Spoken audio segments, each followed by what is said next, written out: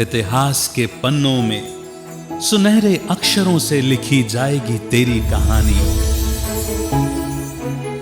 कैसे प्रभु को सौंप दी तूने पूरी अपनी जिंदगानी।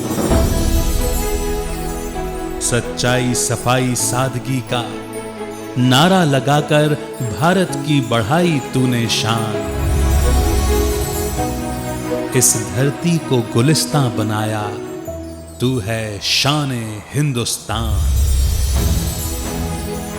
कभी दुर्गा, कभी शीतला बन वरदानों की वर्षा की।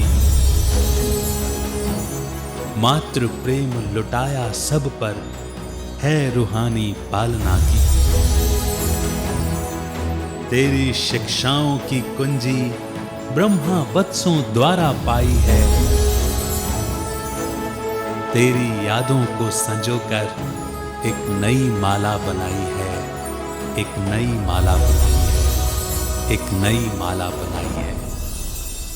कंपेनियन ऑफ गॉड, दादी जानकी।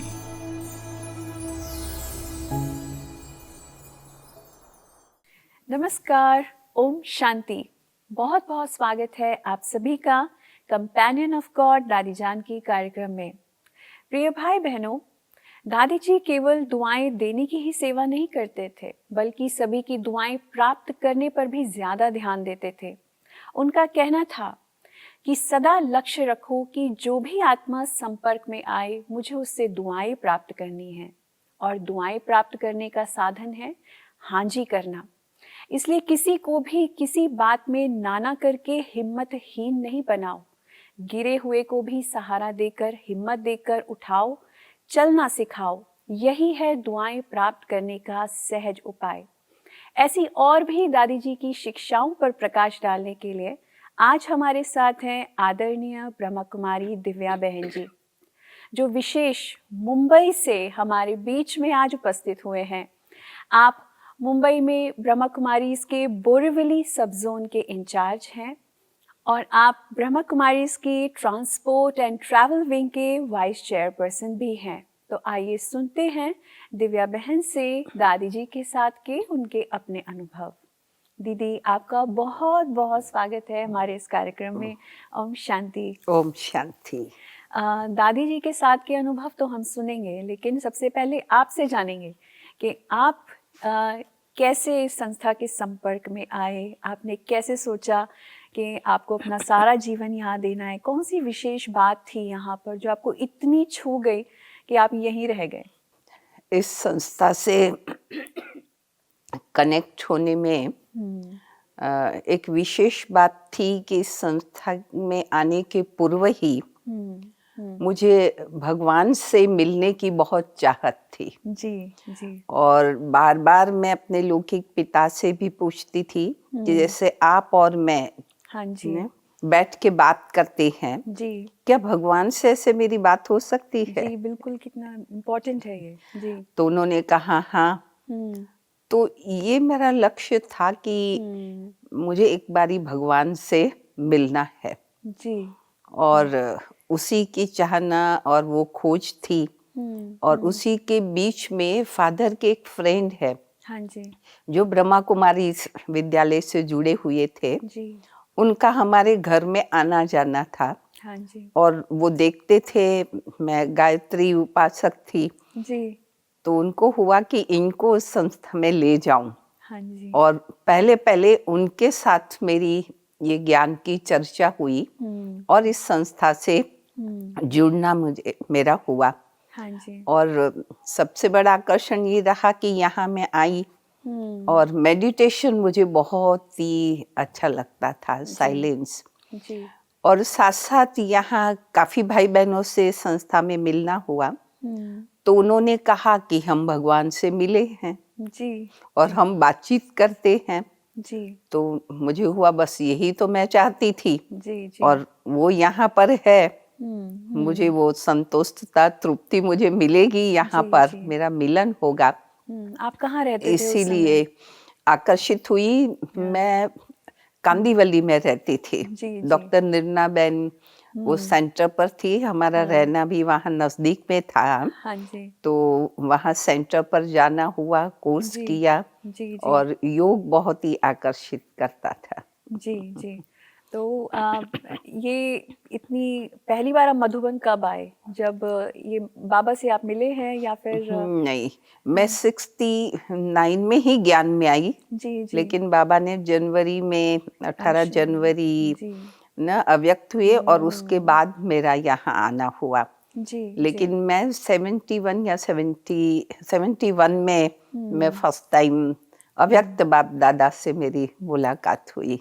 जी, तो उस समय आप पढ़ रहे थे या नहीं, डायरेक्ट आ गए थे? पढ़ाई पूरी हुई थी हाँ जी, और सेंटर पर मेरा आना हुआ। हाँ जी। तो दादी जानकी जी से पहली बार आपकी क्या मुलाकात, कब कब मुलाकात हुई? जानकी दादी से बॉम्बे के अंदर कई बार उनके क्लासेस और सेवा के लिए उनका आना होता था हाँ जी। और सेंटर पर भी, कांदीवली सेंटर पर भी आना होता था। हाँ। तो दादी से तब मेरी मुलाकात हुई। लेकिन एक ऐसी वो पर्सनालिटी लग रही थी कि जैसे आध्यात्मिकता के अंदर बहुत ही गहरी आत्मा जैसे उसमें उतरी हुई हो और स्वपुरुषार्थ के ऊपर बहुत जैसे इस आत्मा का अटेंशन हो, ऐसा मुझे उनके मिलने से फील हुआ था। जी। तो दादी जी तो उस समय इतनी आयु नहीं थी, तो कैसे लगता था मतलब उनको देख कर के, और इस दादियों का जो संगठन था विशेष मधुबन में जब आप आए, तो क्या विशेषता लगती थी यहाँ की दादियों की संगठन की? दादी के संगठन की ये विशेषता लगती थी कि एक तो आपसी उनका प्यार बहुत था, यूनिटी बहुत थी हाँ जी। और देखा कि एक दूसरे के प्रति रिस्पेक्ट की भावना उनकी बहुत थी। हाँ, एक दूसरे को आदर भी काफी वो एक दूसरे को देते थे। हाँ, हाँ। और साथ साथ हमने देखा दादियों को कि जो भी ग्रुप लेकर के हम बॉम्बे से यहाँ आते थे, तो पर्सनली एक एक ग्रुप से एक एक अलग अलग इंडिविजुअल दादी मिलती थी। मतलब आध्यात्मिक पुरुषार्थ के लिए मार्गदर्शन देती थी। उनकी कोई बातें हो पर्सनली तो सुनना, सॉल्यूशन देना जी, जी। और इतना रूहानी प्यार का अनुभव हाँ जो भी यहाँ आते थे उनको होता था कि लगता था कि ऐसा प्यार और इतना कोई करीब हमारे से आए बैठे और हमारे दिल के हालचाल पूछे, सॉल्व करे, जी, जी। वो बहुत ही सबको अच्छा लगता था और आकर्षित करता था। तो दादियों की ये विशेषता देखी हाँ। कि वो समय न देख करके कोई आए हैं तो पहले कैसे उनकी रूहानियत से उस रूह को हमें शक्तिशाली बनाना है, ये उनका एम रहता था। और कई बार तो इंडिविजुअल एक एक व्यक्ति के पीछे इतना समय दादियाँ उस समय पर तो देती थी। जी।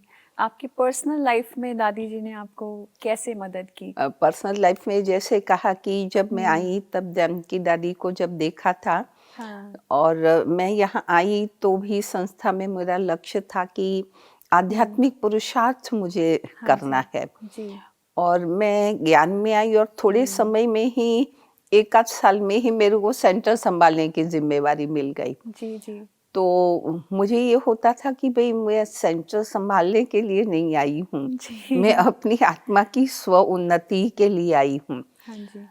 तो अंधेरी वर्सोवा में एक सेंटर था जहाँ दादी आई थी, तो दादी ने मुझे भी बुलाया कि आओ रात को रहें, फिर अमृत वेला योग करेंगे। जी, जी। तो मैं चली गई क्योंकि ऐसी आत्माओं के संग में रहना मुझे बहुत अच्छा लगता था। हाँ जी। और इनके पुरुषार्थ से मुझे होता था कि इनके सानिध्य में मुझे रहने का मिले तो मेरा पुरुषार्थ भी अच्छा हो, होगा। दिल में ये जी। था।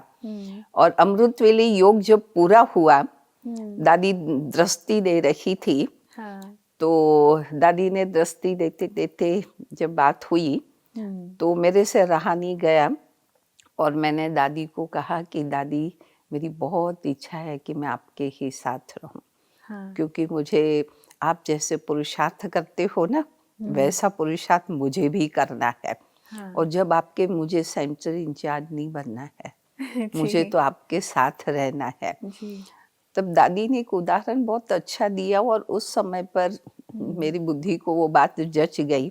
दादी ने कहा, दिव्या, ऐसा नहीं है कि जो निरंतर साथ रहता है वो ही सीखता है, जी। लेकिन एकलव्य का उदाहरण दिया दादी ने जी। कि एग्जैक्टली। देखो हाँ। अर्जुन है, हाँ। वो तो शिक्षा गुरु के पास से ले रहे थे। हाँ। एकलव्य को तो वो नहीं मिली नहीं मिला। परमिशन, हाँ।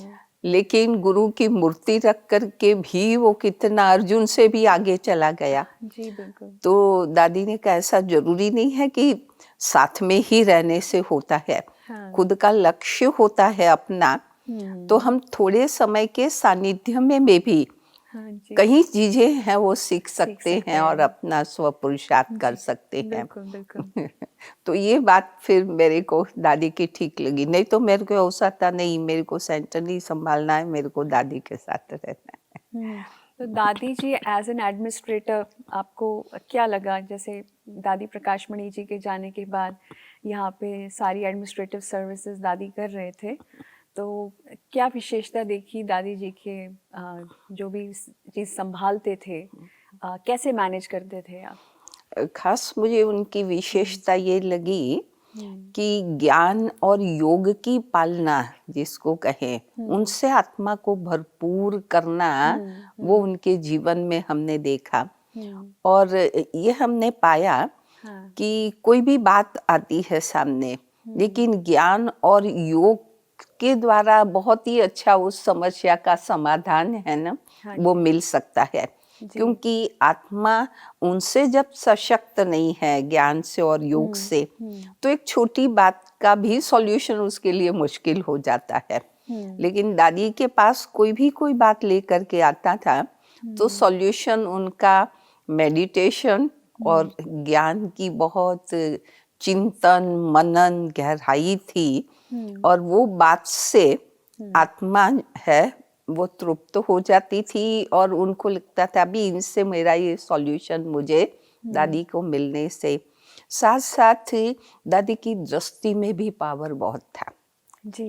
मुझे याद है कि यहाँ कॉन्फ्रेंस थी और रवीना टंडन आए, हम लोग लेके आए थे आबू में, और एक थोड़ी मिनट दादी से मुलाकात हुई, लेकिन अब वो नए थे, उनको ऐसा दृष्टि का कोई ज्ञान भी नहीं था। जी, बिल्कुल, लेकिन दादी जब बोल रही थी तो वो लगातार एकाग्रता से दादी को ऐसे देखते रहे।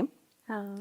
और उसमें इतना अच्छा, पहली बार मुलाकात में भी इतना अच्छा अनुभव उस आत्मा ने किया कि आज तक कहीं भी मुझे इस प्रकार की शक्ति पावर मुझे कहीं से नहीं मिली है। और इतनी मिनट में लगा कि जैसे अपनापन दादी के साथ की फीलिंग, और उन्होंने कॉन्फ्रेंस में वो बात शेयर भी की थी कि क्या दादी से मिलने से मुझे अनुभूति हुई। तो लगता था कि चाहे ईश्वरी परिवार के हों, वीआईपीज हों, दादी के अंदर सबसे बड़ी कला थी थोड़ी मिनटों में नम्रता के साथ, मिठास के साथ हर व्यक्ति को अपना बना लेती थी। जी बिल्कुल, बिल्कुल। और उनके कारण काफी वीआईपी दादी के करीब समीप आए। तो दादी, आप कभी विदेश गए होंगे, तो आप लंदन गए होंगे, तो दादी से वहाँ मिले हैं, क्या अंतर देखा आपने, मतलब दादी जी की पालना यहाँ और दादी जी वहाँ पर?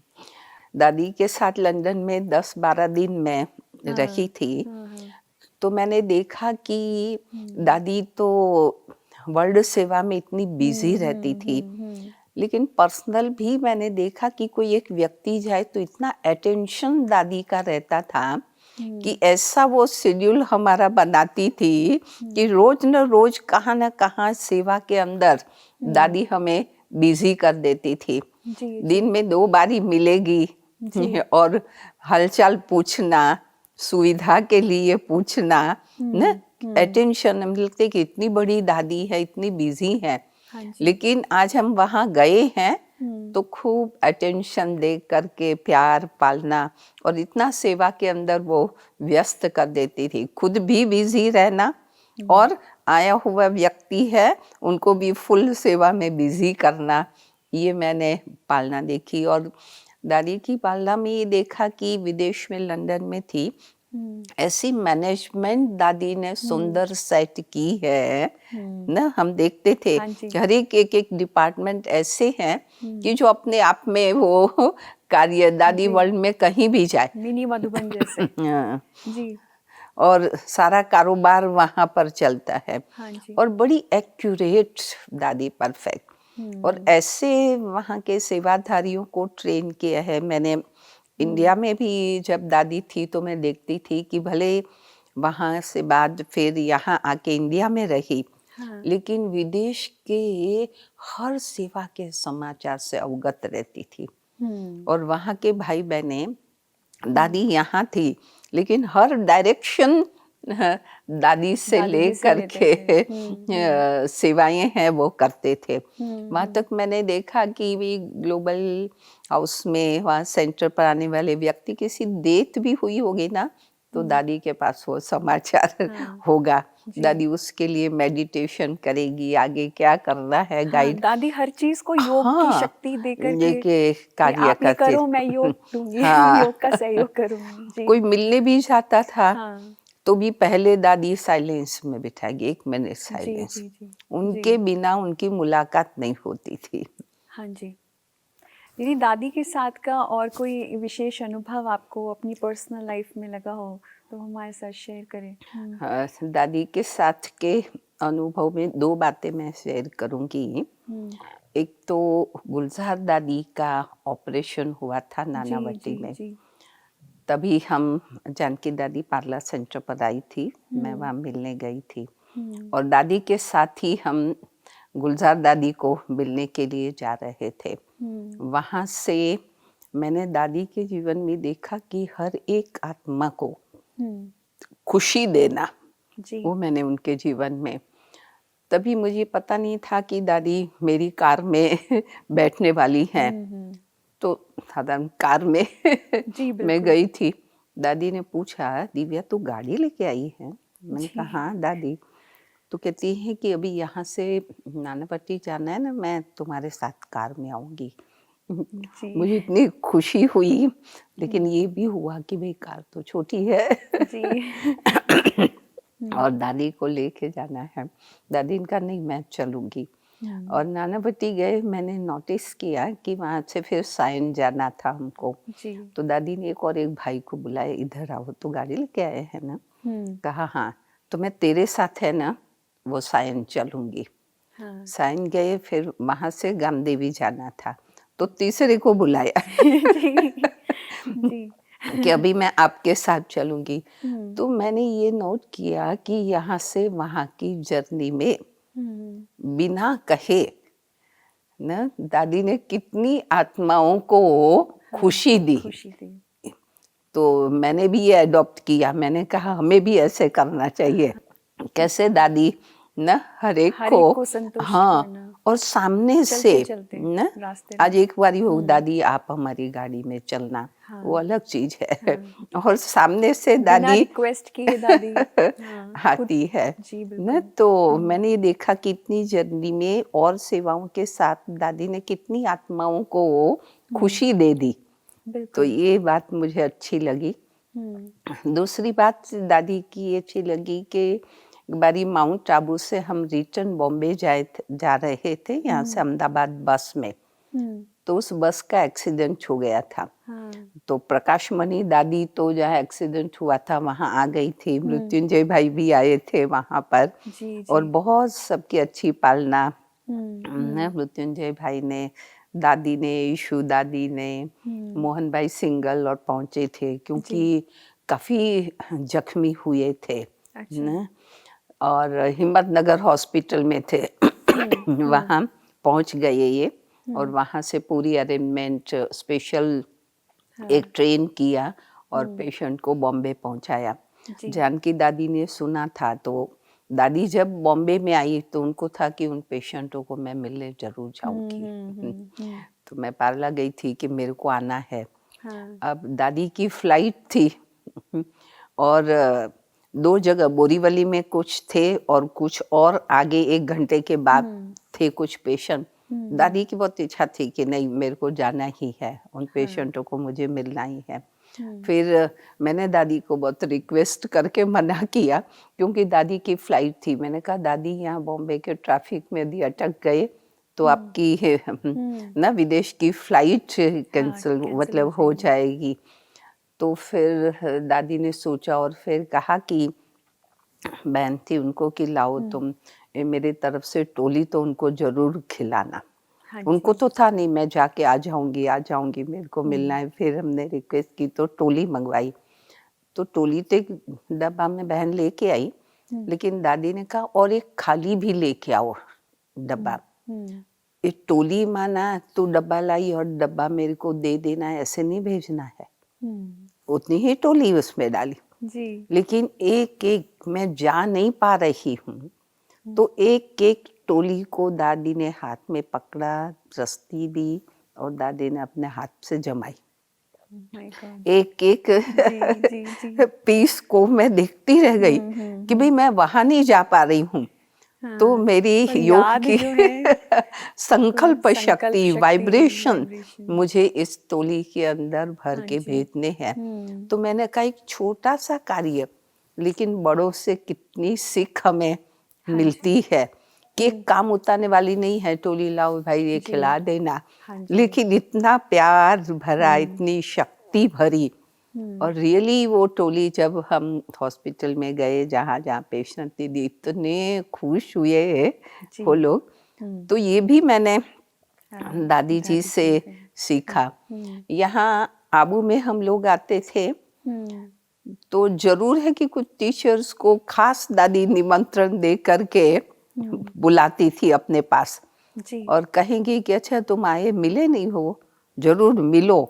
इतना इजी, जाते हो तब मिलो, आते हैं तब मिलो। बीच बीच में भी ग्रुप को बुला करके ज्ञान से, अपने अनुभव, अपने चिंतन से ज्ञान की इतनी अच्छी अच्छी बातें सुनाती थी कि सुनने में भी मंत्र मुग्ध हो जाते थे दादी की बातों को। और मैं तो ये सोचती थी कि दादी पूरे विश्व भर का कार्य संभालती है। जी जी जी। और कब इनको इतनी ज्ञान का चिंतन मनन का टाइम मिलता होगा, जो नई नई बातें दादी चिंतन का सुनाती हैं। और दादी को योग करने का भी टाइम कब मिलता होगा। लेकिन जब यहाँ देखा कि एक एक मिलने आए ग्रुप, तो दादी योग कराती हैं, तो खुद का योग समझ में आया कि कैसे हमें दिन भर के अंदर सेवाओं के बीच में भी कैसे हमें योग का अभ्यास है वो करना चाहिए। युक्ति दादी से जैसे मिली और ज्ञान का सॉल्यूशन कितना अच्छी तरह से सभी को ज्ञान से भरपूर करना, ये देखा। और एक बार हमने सुना था कि दादी की काफी तबीयत खराब थी। जी जी। तो डॉक्टर ने कह दिया था कि आपको बोलना नहीं है, कोई आवे तो मिलना नहीं है, बोलना नहीं है। तो दादी ने कहा डॉक्टर को, मुझे ऐसा आश्चर्य लगा कि देखो कोई आएगा तो मैं बोलूंगी तो जरूर। मैं तो क्या, मेरा डेड बॉडी भी बोलेगा। मैं ज्ञान सुनाए बिना रह नहीं सकती हूँ। मतलब सेवा की कितनी तात लात दादी को लगी हुई थी कि भले कुछ भी हो, लेकिन मुझे सेवा है। कोई मिलने आया है तो दादी को था कि ज्ञान के दो वचन तो मुझे सुनाने ही सुनाने हैं। बाबा जो कहते हैं कि आपके दर पर आपसे कोई संपर्क में आए तो कुछ न कुछ ले करके जाए, वो खाली हाथ न जाए। तो वो दादी के अंदर देखने को हमें मिला, सीखने को मिला है। जैसे आप तो ट्रांसपोर्ट और ट्रैवल विंग की सेवा करते हैं, तो आपका ट्रैफिक कंट्रोल पे ज़्यादा ध्यान रहता है। तो आपको नहीं लगता दादी जी खुद एक बहुत बड़े ट्रैफिक पुलिसमैन की तरह है? बार बार कहती थी अटेंशन, हाँ अटेंशन प्लीज। जी, तो आपको कभी आपने यूज किया दादी जी का इस तरीके से? हाँ, इसीलिए हम लोगों ने एक ट्रांसपोर्ट विंग के अंदर जो कॉन्फ्रेंस का एक विषय ही बनाया है, ट्रैफिक कंट्रोल कि ये तो व्हीकलों का ट्रैफिक है, लेकिन हमारे मन के विचारों का ट्रैफिक हाँ जी। उसको कैसे मैनेज करना है, हाँ। उसको कैसे कंट्रोल करना है। और वो विषय सबको बहुत ही अच्छा लगता है, जी, क्योंकि यहाँ तो सिग्नल है, मन के विचारों के लिए कौन सा सिग्नल, जी, बिल्कुल। खुद को ही जी। उसको कंट्रोल करना होगा हाँ जी। और उस ट्रैफिक को रोकना होगा। तो इस विषय से काफी मेडिटेशन का अभ्यास लोग करते हैं। अभी दादी जी नहीं हैं, तो आप कैसा महसूस करते हैं? दादी जी की कमी किस प्रकार आपको महसूस होती है? एक तो यहाँ आते हैं तो पहले तो सुना लगता है जी। कि पहले ही आते थे तब दादी जी से मिलते थे, उसके बीच में भी कई वीआईपी को लेके आते थे हाँ जी। और दादी जी से मुलाकात करवाते थे और जी। उस मुलाकात से बहुत अच्छी प्रेरणाएं लेकर के लोग जाते थे। तो वो याद जरूर आता है और वो कमी जी। होती है। लेकिन ये भी देखा कि ये कार्य है वो ईश्वर का ईश्वर का है। है जी। और वो किसी न किसी जो भी आत्मा निमित्त बनती हैं तो उन आत्मा के द्वारा भगवान है, ईश्वर कहो, हाँ जी। बाबा, वो ये कार्य है ना, कार्य उनका है, इसीलिए वो किसी न किसी आत्मा से कराते जैसे कि करवा रहे हैं, ऐसा फील होता है। तो अभी आपकी होप किस में है? आपको जैसा लगता है कि अभी आगे क्या रूपरेखा रहेगी सेवाओं की? जैसे हम देख रहे हैं संस्था में अभी दादियाँ धीरे धीरे करके सटल फॉर्म होता जा रहा है, तो आगे आपको भविष्य क्या लगता है? फ्यूचर क्या है? एक तो दादियों के हिसाब से भी और अभी प्रेजेंट समय जो देखा कोरोना का, जी। तो और उसके पहले भी मैंने देखा कि अपने ईश्वरीय परिवार में जो वार्षिक मीटिंग होती थी, सबके मन में एक सोच चलता था कि अभी सेवा में रूपरेखा बदलनी चाहिए, जी। चेंज आना चाहिए, चेंज आना चाहिए। अभी क्या चेंज आए, कैसा चेंज आए वो नहीं जानते थे। जी। लेकिन अभी समय ने दादियाँ भी नहीं रखी हैं, तो उस हिसाब से देखा कि सेवाओं का एक नया मोड़, नया तरीका है, वो शुरू हुआ है। और साकार बाबा के भी वो संकल्प और बाबा ने जो वाणी में कहा है, तभी सोच चलता था कि बाबा ये कहते हैं होगा कैसे, हाँ जी। कि एक ही स्थान पर बैठ करके सारे विश्व की सेवा करेंगे। जी। और अभी इस लॉकडाउन के अंदर देखा हाँ। कि एक ही स्थान पर बैठे बैठे विश्व के अलग अलग देशों की बहनों के क्लासेस इंडिया वालों ने भी की जी। और इंडिया की बहनों ने विदेश के अंदर। ये साधन पहले भी थे लेकिन इतने यूज नहीं होते थे। कर यूज नहीं कर रहे थे और न वो सोच भी आ रहा था। हाँ। लेकिन अब समय ने, और समझो दादियाँ भी नहीं हैं, तो होता है कि और जो वरिष्ठ भाई बहने हैं तो भले इतनी जर्नी ना करे, लेकिन वहाँ बैठ करके भी आज उनकी पालना, उनका गाइडेंस है वो मिलता रहे। तो एक नया दौर जैसे कि शुरू हुआ है और लगा कि बाबा जो कहते थे एक ही स्थान पर बैठ के चारों तरफ आप सेवा कर सकेंगे, तो वो सीन अभी देखने में आता है। और इससे लगता है कि कितनी फिजिकल एनर्जी, धन की एनर्जी, समय की बचत हो रही है और कितनी सेवाएं हैं वो भी हो रही है। तो एक नया मोड़ अभी आया हुआ लग रहा है। थैंक यू सो मच दीदी, आपने हमारे साथ इतनी सारी दादी जी की विशेषताएं और उनके साथ के अनुभव शेयर किए। बहुत बहुत धन्यवाद आपका। ओम शांति। ओम शांति।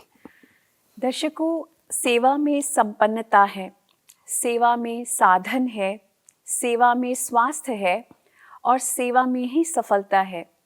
दादी जी ने मरीजों की सेवा की, गरीबों की सेवा की, प्रकृति की सेवा की, सारे विश्व की सेवा की, परंतु अपना आधार केवल परमात्मा को बनाया।